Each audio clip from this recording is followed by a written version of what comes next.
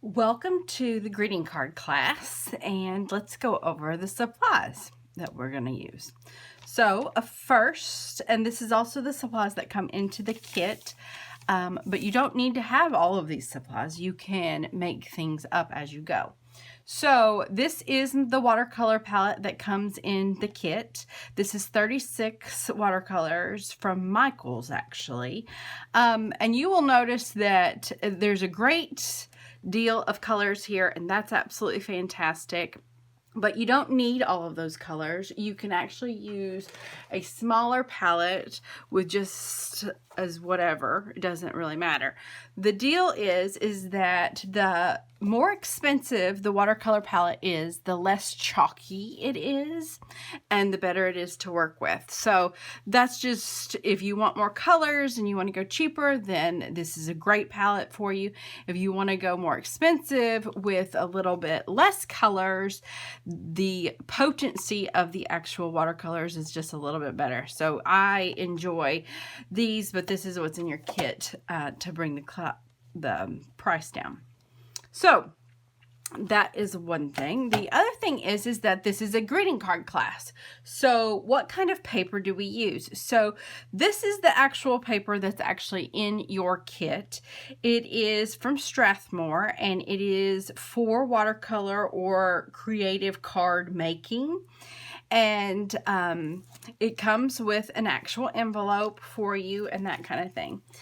What you need to know about it is that it is going to be, the full size is about going to be 5 inches by 6 7/8. So almost a 5 by 7 card is what this is going to turn into.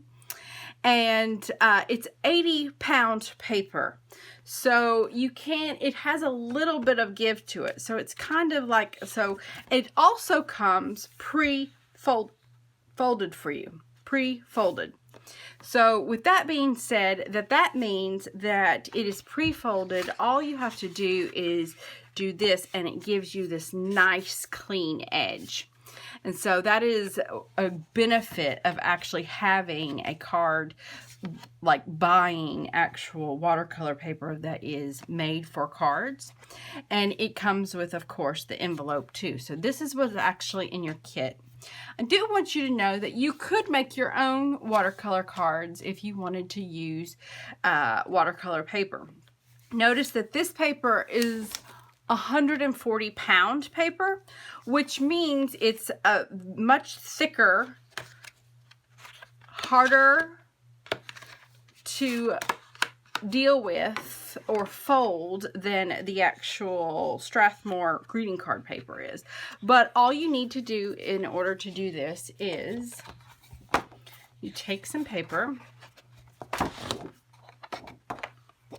You need to cut it in the right amount, and you could buy your own envelopes if you wanted to, but doesn't really, I mean, it really matters what you want to do with it. It doesn't have to be. You could use half and just make it a postcard size, or you can do this.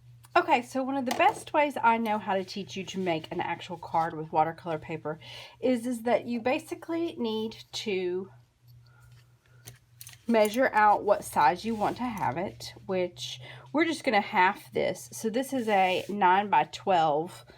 So we are going to make this 6 inches. Okay. So I'm going to put a little dot at 6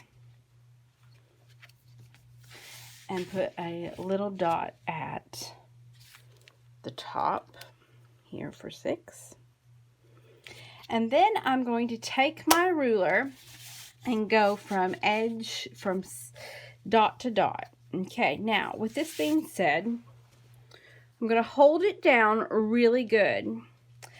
And you could do this in multiple ways. You could use, this is a paintbrush that's actually never been used and has a very clean tip to it, and score it with. Or if you don't have that, you could also have a spoon. I like a spoon.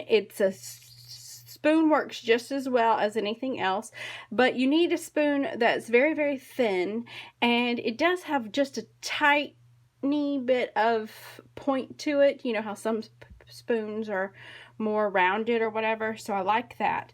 Or there's something called a scorer, and that's what this is, and this is a burnisher, and it comes with a little blunt edge tool here, and you actually score things with it. So I'm going to show you though with an actual spoon. So I'm going to hold it down, and then with the tip, I'm going to hold my spoon with the bottom edge down with one hand. And then I'm going to sit here and I'm going to go 1, 2, 3. Now I'm pushing down kind of hard on that, but what it's done is that it's given, I don't know if you can tell, but do you see how there is a ridge? Right there. You see that ridge? So I've scored this. Now, basically what I'm going to do is I'm going to take it and I'm going to start to fold it over. So I've basically done this. So now I'm going to hold it down with one finger, okay? So it's a little puffy right here. And then I can take my spoon, the rounded edge of my spoon, or they make these things that are just flat that you can fold it with. So I'm going to sit here at the middle of it. Maybe that's better. I'm going to hold it down with one finger, and then I'm going to start with the middle, and I'm pushing down, and I'm going to just push out as I go.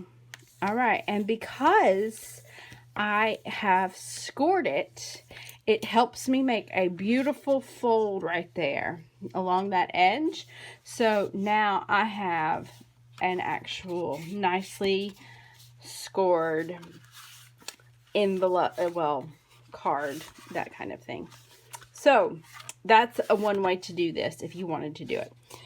Now let's talk about other materials that you might need. You need some water. This is a clean little jar of water. You're going to need that. You're going to need a paper towel. I like to use 2 folded over. Okay, so this is a kneaded eraser. A kneaded eraser is great for if you don't have an eraser or you don't want to make that mess. You know, when you use a normal pencil, you get an actual mess of this eraser and that kind of thing. So that's why I like something called a kneaded eraser. You can buy this at a local craft store most likely, and then you're going to need a pencil. It doesn't matter what kind. It could be a mechanical pencil. It does not matter. I like to have in the kit, there's actually this is my favorite pen. It is called a Uniball Signo 207 Bold.